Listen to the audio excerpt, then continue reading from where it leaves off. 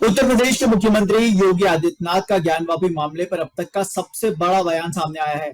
CM योगी ने कहा कि ज्ञानवापी को अगर मस्जिद कहेंगे तो विवाद तो होगा। न्यूज एजेंसी एएनआई को दिए गए एक इंटरव्यू के दौरान योगी ने दो टूक कहा कि मुझे लगता है कि भगवान ने जिसे दृष्टि दी है वो देखे कि त्रिशूल मस्जिद के अंदर क्या कर रहा है। हमने तो नहीं रखे, ज्योतिर्लिंग है, देव प्रतिमाएं हैं। सीएम योगी ने यहाँ तक सवाल किया कि पूरी दीवारें चिल्ला चिल्ला के क्या कह रही हैं। ज्ञानवापी काशी विश्वनाथ मंदिर, इस प्रॉब्लम का कोई सोल्यूशन है? अगर हम उसको मस्जिद कहेंगे तो फिर विवाद होगा। मुझे लगता है कि भगवान ने जिसको दृष्टि दी है वो देखे ना, त्रिशूल मस्जिद के अंदर क्या कर रहा है। हमने तो नहीं रखे ना, ज्योतिर्लिंग है, देव प्रतिमाएं हैं, पूरी दीवारें चिल्ला चिल्ला के क्या कह रही हैं। और मुझे लगता है कि ये प्रस्ताव मुस्लिम समाज की तरफ से आना चाहिए कि साहब ऐतिहासिक गलती हुई है और उस गलती के लिए हम चाहते हैं समाधान। अपने इस बयान में मुख्यमंत्री योगी आदित्यनाथ ने यहां तक कहा कि मुझे लगता है कि यह प्रस्ताव मुस्लिम समाज की ओर से आना चाहिए कि ऐतिहासिक गलती हुई है, उसके लिए हम चाहते हैं कि समाधान हो। मगर योगी के बयान के बाद अब इस मामले पर सियासत भी गर्माती जा रही है। समाजवादी पार्टी के नेता एसटी हसन ने योगी के बयान पर पलटवार करते हुए कहा कि बीजेपी गड़े मुर्दे उखाड़कर देश को पीछे ले जाने का काम कर रही है। नहीं तो उसको क्या बोले, जहां 350 साल से नमाज हो रही हो, रेगुलर नमाज हो रही है, पांचों वक्त की जमात से नमाज हो रही है, तो मस्जिद नहीं बोलेंगे तो क्या बोलेंगे। उस वक्त क्या हुआ था 350 साल पहले? उस वक्त ना कोई कानून था, ना संविधान था, बादशाहत थी, राजा महाराजा थे, और राजा महाराजाओं की जबान संविधान होता था, सारी जमीन उन्हीं की मानी जाती थी।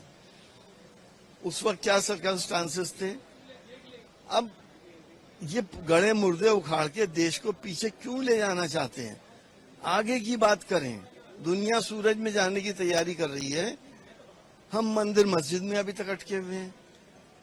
हम अपने भाइयों के बीच में क्यों दरारें पैदा करें? इन चीजों से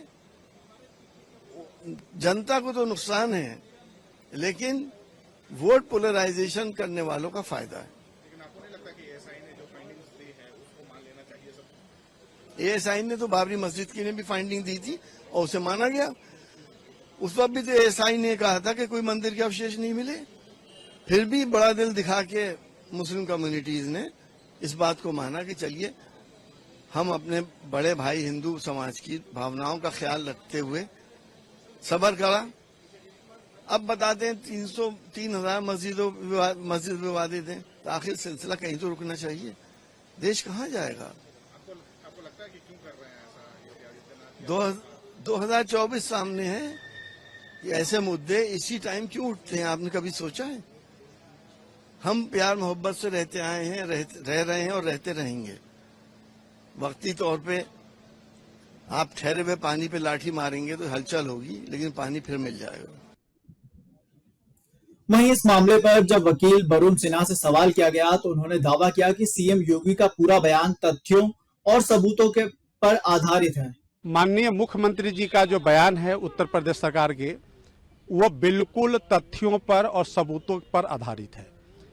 मैं आपको एक बात बता दूं कि जब वाराणसी जिला न्यायालय में हम लोगों ने मुकदमा दायर किया तो एक एप्लीकेशन हम लोगों ने लगाया था अपॉइंटमेंट ऑफ लोकल कमिश्नर का, जिसका अपॉइंटमेंट माननीय जिला जज के द्वारा किया गया।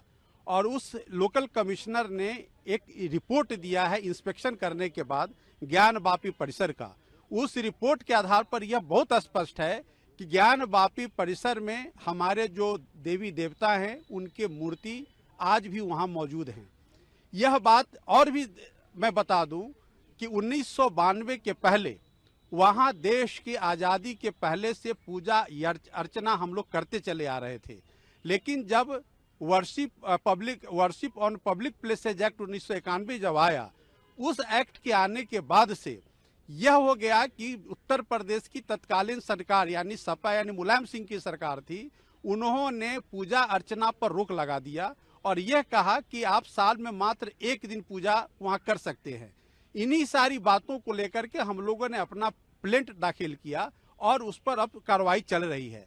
तो आज अदालत के समक्ष वहां हमारे देवी देवता यानी कि माता गौरी की प्रतिमा मौजूद है, भगवान गणेश के प्रतिमाएं मौजूद है, बजरंग बली के प्रतिमाएं मौजूद हैं, अन्य देवी देवताओं के प्रतिमाएं मौजूद हैं। तो इससे साफ स्पष्ट है कि ज्ञानवापी परिसर में जो मुस्लिम पक्ष का दावा है वो बिल्कुल निराधार है और वहां किसी तरह का जो ऑब्स्ट्रक्शन है मुस्लिम पक्ष के द्वारा वह गैर कानूनी और निराधार है। उधर मुस्लिम क्लरिक मौलाना सूफिया निजामी का इस मामले पर कहना है कि जब मामला कोर्ट में हो तो बाहर बयानबाजी नहीं करनी चाहिए। देखिए, सबसे पहली बात तो यह है कि ये मामला ज्ञानवापी मस्जिद का मामला अभी सब जुडिशियल है। इस पर अदालत में बहस चल रही है और सुप्रीम कोर्ट से लेकर हाई कोर्ट तक इस पर बहस जारी है। यकीनन जब कोई मामला ज़ेर अदालत होता है, सब जुडिशियल होता है, उस पर बहस होती है, तो चाहे मस्जिद के पक्षकार हों या मंदिर के पक्षकार हों, सब लोग अदालत के सामने अपने तथ्यों को, अपने सबूतों को रखते हैं। और मेरा ये मानना है कि जब कोई मामला सब जुडिशियल हो तो उस पर कोर्ट के बाहर किसी भी तरीके की बयानबाजी नहीं होनी चाहिए। जाहिर सी बात है कि हमने इस मुल्क के अंदर देखा है, जब बाबरी मस्जिद और राम मंदिर का इशू चला उस वक्त में भी बड़ी बयानबाजियां हुई, बड़ी गुफ्तगू हुई और कोर्ट के बाहर गुफ्तगू करने का ही ये नतीजा रहा कि मुल्क में बड़े पैमाने पर हिंदू मुसलमानों के दरमियान टेंशन बढ़ी है। इसलिए मेरा यही कहना है कि जो मामलात कानून के दायरे में चल रहे हों उनको कानूनी नुक्ते नज़र से ही उस पर बहस करनी चाहिए। और जहां तक मस्जिद का सवाल है तो हम सबको पता है कि वहां पर मस्जिद में मुसलसल नमाज अदा की जा रही है, मुसलसल वहां नमाज हो रही है। और यही बात सुप्रीम कोर्ट ने भी अपने जजमेंट में कही थी कि जो फव्वारे का एरिया है सिर्फ उसका सर्वे कराया जाएगा और मस्जिद में नमाज पढ़ने से किसी भी तरीके की किसी को ममानियत नहीं होगी और किसी को नहीं रोका जाएगा। तो मेरा यही मानना है कि थोड़ा इंतजार करने की जरूरत है और यकीनन कोर्ट के बाहर जाकर किसी भी तरीके की बयानबाजी की जरूरत नहीं। चलिए आपको बताते हैं कि ज्ञानवापी केस आखिर है क्या। दरअसल साल 1991 में काशी विश्वनाथ मंदिर में भक्तों द्वारा एक मुकदमा दायर किया गया जिसमें आरोप लगाया गया कि मस्जिद का निर्माण मुगल सम्राट औरंगजेब के आदेश पर भगवान विश्वेश्वर मंदिर को नष्ट करने के बाद किया गया था। इस मामले में एक याचिका अंजुमन इस्लामिया मस्जिद कमेटी की तरफ से भी दायर की गई। समिति ने पूजा स्थल अधिनियम 1991 का हवाला देते हुए मामले की स्थिरता पर सवाल उठाया, मगर इस मामले में पहली याचिका 1991 में वाराणसी अदालत में दायर की गई थी। याचिका में ज्ञानवापी परिसर में पूजा करने के अधिकार की मांग के साथ साथ 3 मांगे रखी गई थी।